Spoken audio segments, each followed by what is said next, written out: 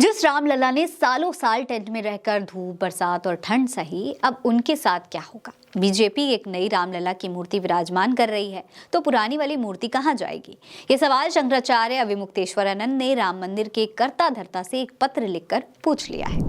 नमस्कार, ये खबर आप उल्टा चश्मा यूसी पर देख रहे हैं। दोस्तों, हम सभी जानते हैं कि श्री राम को विराजमान करने के लिए राम मंदिर की लड़ाई लड़ी जा रही थी, और जब आज राम मंदिर लगभग बनकर तैयार हो गया है, तो उसमें विराजमान करने के लिए राम की नई प्रतिमा को तैयार किया जा रहा है।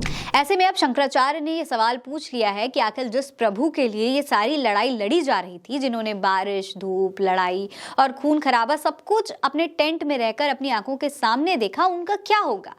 जिसके लिए शंकराचार्य अविमुक्तेश्वरानंद ने महाराज नृत्य गोपाल दास को एक पत्र लिखा है। इस पत्र में उन्होंने क्या कुछ कहा है, आपको ये भी देखना चाहिए। लेटर में उन्होंने लिखा है, 17 जनवरी 2024 की शाम को एक समाचार आया कि रामलला की मूर्ति किसी स्थान विशेष से राम मंदिर परिसर में लाई गई है और उसी की प्रतिमा निर्माणाधीन मंदिर के गर्भगृह में की जानी है।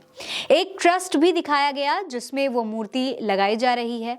इससे ये अनुमान होता है कि नवनिर्मित श्री राम मंदिर में किसी नवीन मूर्ति की स्थापना की जाएगी, जबकि श्री रामलला तो पहले से ही परिसर में विराजमान है। यहाँ प्रश्न ये उत्पन्न होता है कि यदि नई मूर्ति की स्थापना की जाएगी तो श्री रामलला विराजमान का क्या होगा।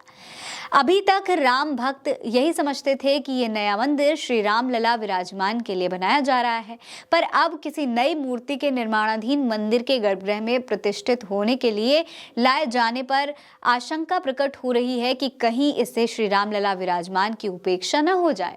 याद रखिए, ये वही रामलला विराजमान है जिन्होंने सालों साल टेंट में रहकर धूप, वर्षा और ठंड सही है, जिन्होंने न्यायालय में स्वयं का मुकदमा लड़ा और जीता है, जो अपनी जन्मभूमि पर स्वयं प्रकट हुए हैं, जिनकी गवाही मुस्लिम चौकीदार ने भी दी है, जिन्होंने जाने कितनी परिस्थितियों का वहां पर प्रकट होकर डटकर सामना किया है।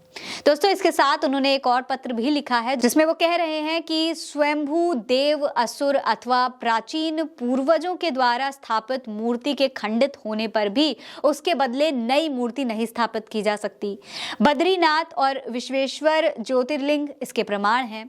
इस संदर्भ में हम आपसे सविनय अनुरोध कर रहे हैं कि कृपया ये सुनिश्चित करें कि निर्माणाधीन मंदिर के जिस गर्भगृह में प्रतिष्ठा की बात की जा रही है, वहां प्रमुख प्रतिष्ठा देते हुए श्री रामलला विराजमान की भी प्रतिष्ठा की जाएगी। अन्यथा किया गया कार्य इतिहास, जनभावना, नैतिकता, धर्मशास्त्र और कानून आदि की दृष्टि में अनुचित तो होगा ही, साथ ही श्री रामलला विराजमान पर बहुत बड़ा अन्याय होगा। यहाँ हम ये स्पष्ट कर देते हैं कि ट्रस्ट दर्शनार्थियों में श्रद्धा भावना के संदर्भ के लिए अगर किन्हीं और मूर्तियों को यथास्थान लगाना चाहता है तो उनमें किसी को कोई आपत्ति नहीं है, लगाई जा सकती है, परंतु मुख्य वेदी पर मुख्य रूप से श्री रामलला विराजमान की ही प्रतिष्ठा अनिवार्य है। दोस्तों, ये सवाल शंकराचार्य अविमुक्तेश्वरानंद ने नृत्य गोपाल दास से किया है। खैर, आपको क्या लगता है, क्या नई मूर्ति लगाई जानी चाहिए या फिर जो पहले से वहां पर प्रकट हुई है वो मूर्ति लगाई जानी चाहिए? आपको क्या लगता है? अपनी राय हमें कमेंट सेक्शन में लिखकर बताइए।